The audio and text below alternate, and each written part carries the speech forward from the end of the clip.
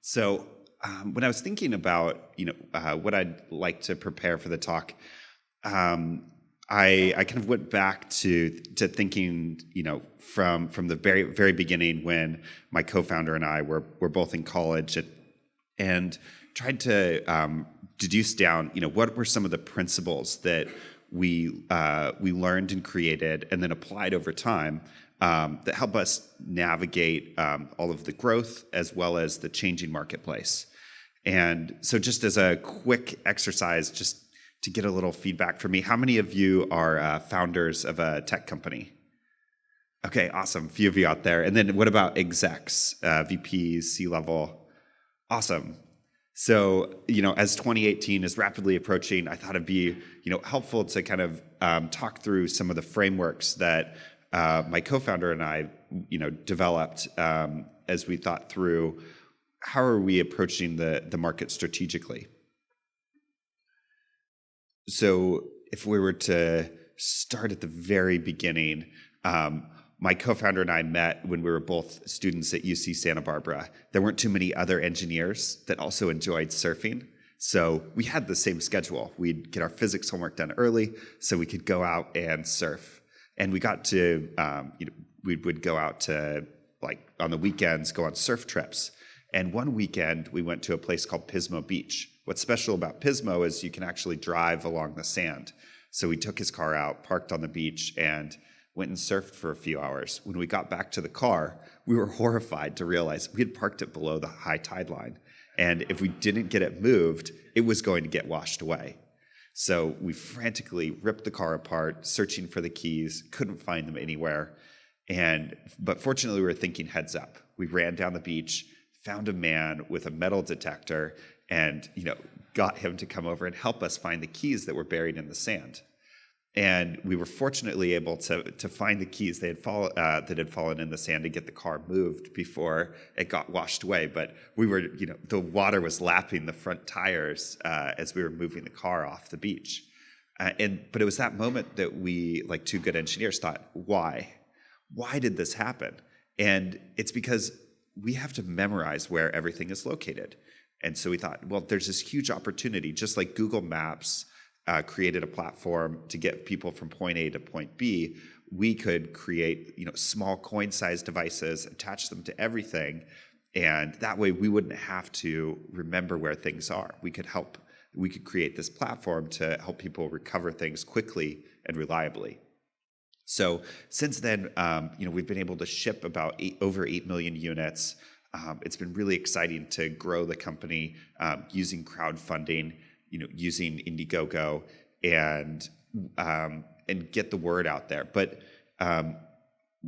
when going from that, two guys in a garage who had this big idea, this vision, right? We had to make the jump from, what are the strategies that we're going to take to approach the marketplace, and what are the tactics? And in between making the jump from the vision to the strategies, we noticed that there was kind of something missing. And what ended up, the words that we kind of had around it were what we called a moat, or a sustainable competitive advantage. And so this talk is I'm going to focus on, what are some of the moats that we discovered, what are they out there in the world, and what were the implications of applying the thinking of moats when we started with our vision, applied the moat, and then came up with strategies. So the simple kind of definition that we've come up with is business is a game of leverage. And if we're going to win at this game, right, we need to have sustainable advantages that allow us to put fewer effort, less effort and resources to yield greater results. So in this picture, the moat would be the fulcrum. If we were to go and talk about a moat in more competitive or more technical terms, it would be something like it would be economic uniqueness, right? It's the barrier to competition being able to copy your business model, achieve the same results, and thus take market share. And so, these are really just based on kind of my experience. I'm pretty sure that there are more or other permutations, for different industries and business models. But the 5 unfair advantages that we've kind of developed in thinking about is customer switching costs, economies of scale, network effects, ecosystems, and platforms. And so, these are the things that kind of can give that vision, the leverage that you need to achieve long-term success. So the first one is customer switching cost. I think Salesforce is a really great example of this, as well as Philips Hue. But really, these businesses have focused their model on the benefit of customer retention, right? There's a huge focus in what is the lifetime value and the ratio of that to the cost of customer acquisition. And so typically, if you have a ratio of lifetime value divided by the cost of customer acquisition that's greater than 2, that tends to be really healthy. So Salesforce, have personally experienced this example because we use Salesforce. After implementing it, getting all the systems running, it's incredibly hard to switch off of Salesforce. They do a really great job of, getting you active with our customer retention team, but then as their business model scales up, and then so do the costs. So that's where when we wanted to switch off, there was just a massive effort, and that barrier kind of prevented us from doing so. Philips Hue is another great example. If I bought a Philips Hue and a few hubs, or like a hub and then a few light bulbs, I'm much less likely to buy another smart light. So they've kind of got me as a customer. Another benefit is economies of scale. I think this will economies of scale, kind of by definition, we see as the change in financial landscape through purchasing power. And Amazon's been able to exploit this advantage to maintain their growth, first in niches and then across broader marketplaces. There's one kind of landmark deal that Bezos did, and it was with a publisher called Melville House. They were a smaller fictional publisher at the time, and Bezos was trying to negotiate so that they didn't have to report how many units they sold. They would just send them a royalty for every kind of book that they shipped. And the margins there were much better than any other deal with any other publisher. And by turning off their purchase pages on Amazon.com, they were able to leverage Melville House to accept the deal. And this was kind of this watershed deal that triggered Amazon being able to get that deal with many other publishers after that. So we see that the end result for the customer is there's ease of purchase, ease of delivery. And when economies of scale businesses tend to operate on lower margins, but because there's the volume, it tends to be okay. Network effects is another one. I mean, Facebook is a very obvious example, as well as some of the telco companies. And the network effect businesses, the concept of number of nodes and quality of nodes comes into play. And we see that Metcalfe's law is very important in these types of businesses.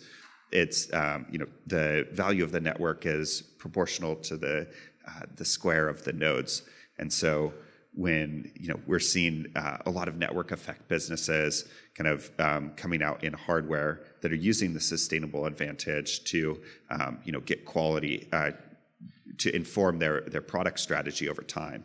I think Verizon and AT&T, right, fastest network, largest network, it really informs their whole product strategy. Another is ecosystems. Ecosystems, the definition would be the whole is greater than the sum of the parts.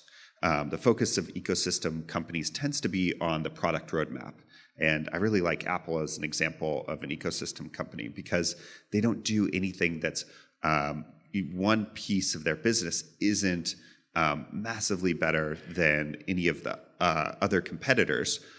It's that all of the things working in concert, their hardware, their software model, and retail all play and allow them to command a premium price point, as well as kind of generate year-over-year profit through their software services. And we also see Fitbit is starting this model with their latest watches. They now have the ability to have like exercise videos on your Fitbit. And so they're starting these subscription models around their different product lines. With platforms, we see that platforms give the advantage of being able to give, where customers have the ability to create and replicate success for others, right? So the focus on those platforms is enabling success for an entire marketplace or industry. At TrackR, our vision was to make all of the objects in the world trackable.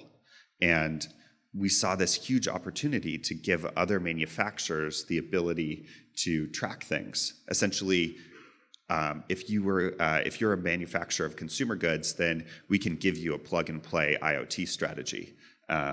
And when we were building this Works with TrackR program, it allowed us to take select partners and then give them the tools that we had developed. And we saw that, by taking, what we'd done and shipping over 8 million devices, we'd learned a lot in that. We'd also created a community of users around the world that were helping each other find things. So if I was to, say, leave my wallet or passport here today, if someone else in this office had TrackR, their app would see my lost item and then report back to me anonymously and confidentially. So we've been able to kind of create a platform from the single products that we had and then embed them into things. A great example of that would be Cross Pens. They built the world's first trackable pen. They're a 100-year-old manufacturing company that saw sales of their pens were starting to slow down within certain segments of the market because people were afraid to lose a $250 pen. So when applying this this kind of idea of moats to whatever your vision is, it's really important to start with what's the reality that you want to create, and then ask the question, what moat naturally fits my vision? What moat gives me the most leverage? And then really think about the moat as the constraint for the strategies that come up. Come out of that vision. A clearly established moat is going to really create that forcing function in the strategy planning process. And hopefully it'll provide, this level of focus for the team and allow them to properly prioritize, how they think about strategy.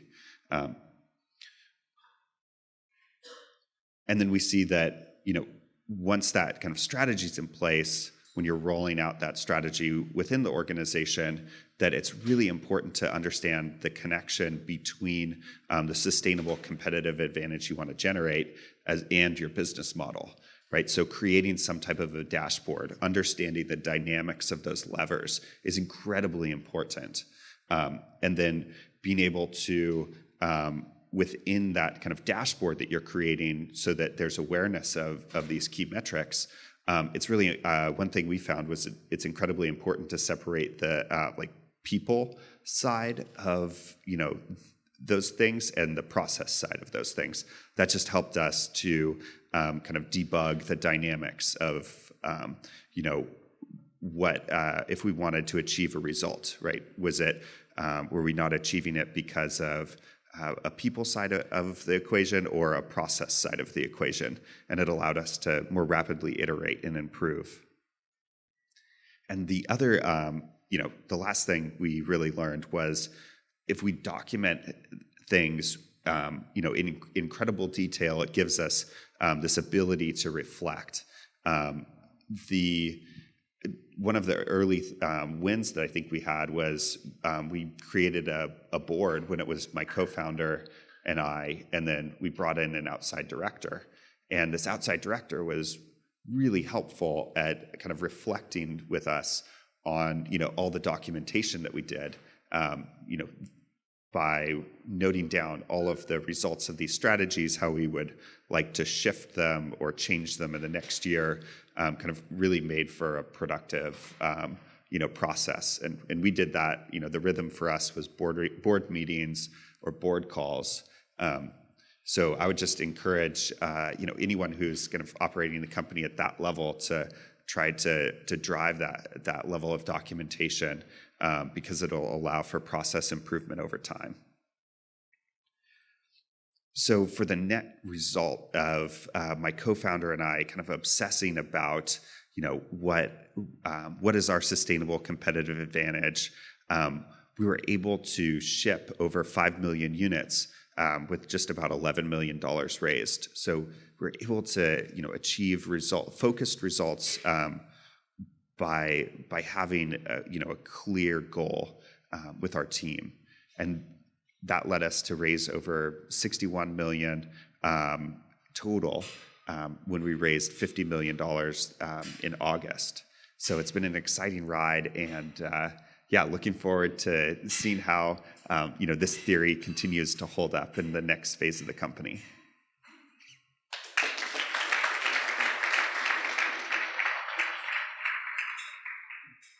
So tell us about the beginning. How did you guys, so you mentioned an Indiegogo campaign.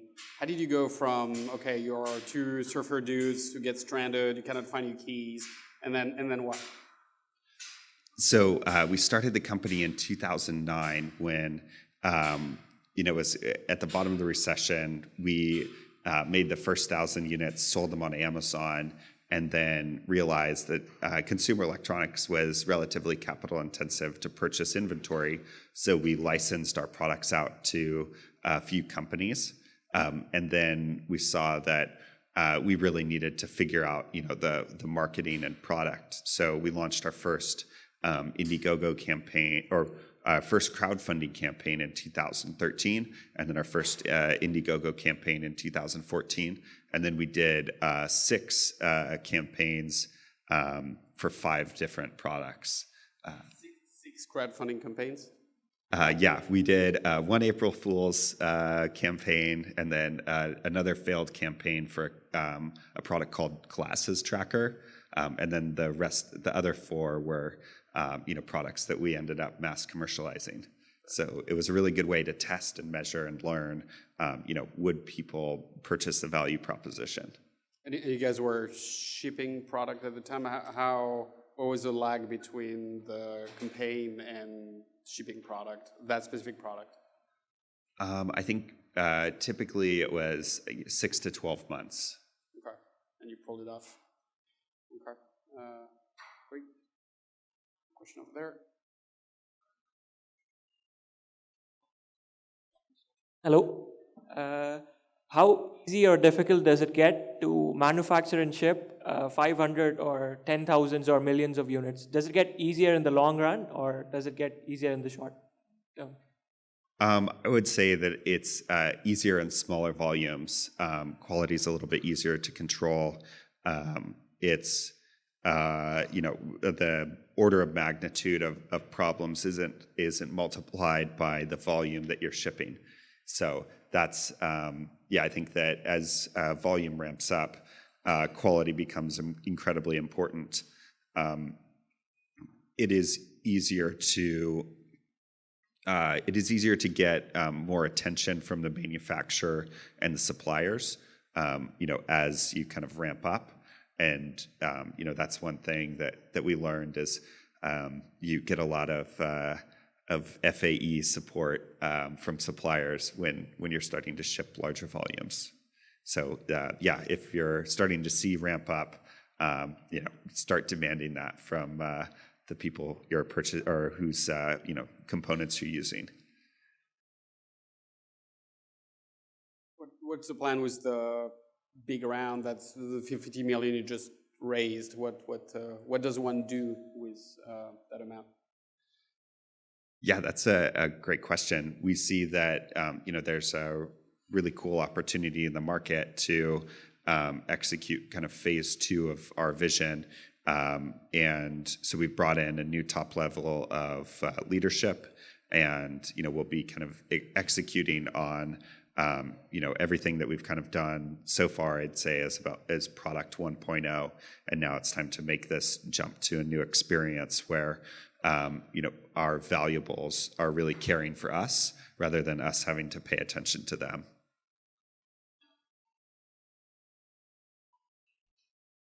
So you come from a technical background? Yeah, I was a mechanical engineer. What is the biggest surprise you've learned in the course of transitioning from a technical background to a retail product organization?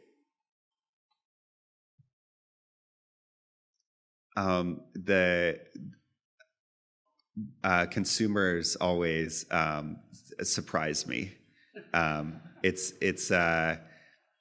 It's very fun, I think, to be able to work in that system where everyone has there's such a diversity of opinions, especially as we went from kind of a very early adopter audience to now kind of a more mass consumer audience.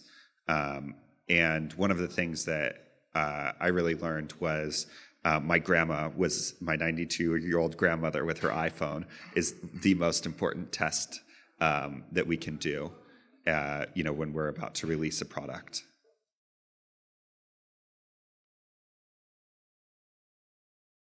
As our pizza delivery comes in, equipped with the phone.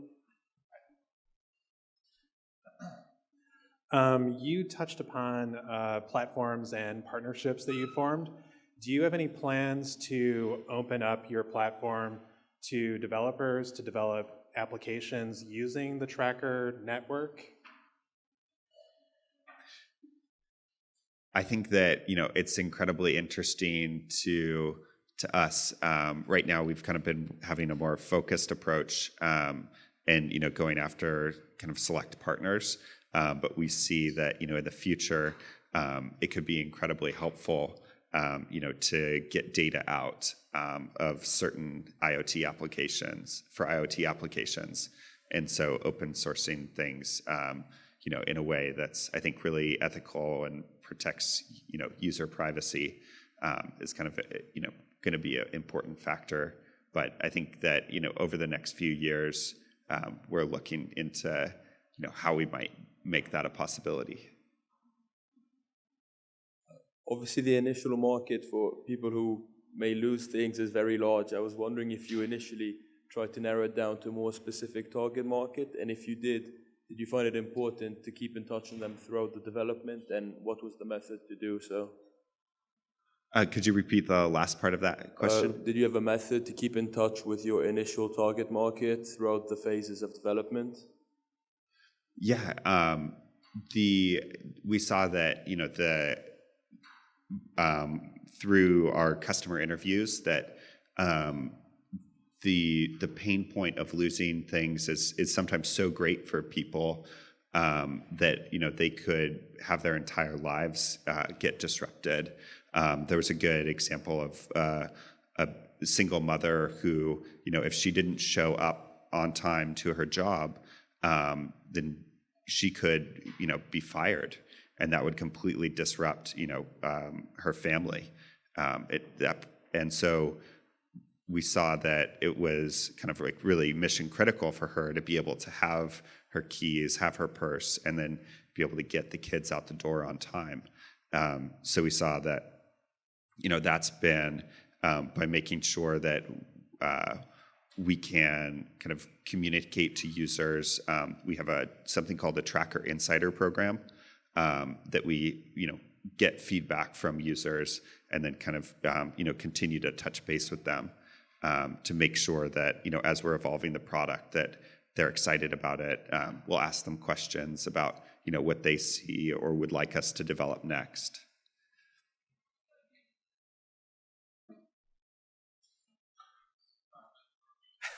Okay, so you produced 1,000 units. You went to Amazon. First of all, how did you actually sell them on Amazon? How did people come to know? What type of marketing did you do? And the second question is, and then you went to crowdfunding instead of going to VC. Is that because you tried to go to VC and you failed, or that was a decision you made to go crowdfunding? Yeah, good question. So the initial 1,000 units were produced in 2009. This is when we had a BlackBerry application, and we had a Bluetooth 2.1 EDR device, talking to a BlackBerry app. So there really wasn't anything else like it in the market. We launched at a conference and then got several articles, and that created kind of the customer flow. So we sold through that inventory.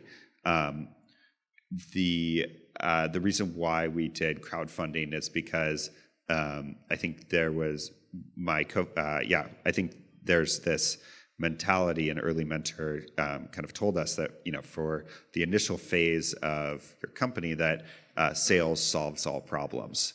And we saw, crowdfunding definitely fit that model. And it was going to be really important for us to make sure that, we could prove revenue traction before we went out to raise money. So that was kind of our thinking behind, why we went to crowdfunding before we looked to raise money. Last question from me. How do you handle the complexity of having a B2C business, but also a B2B business if you sell to like that pen manufacturer that you mentioned? Do you guys have two separate business units, or how does that work?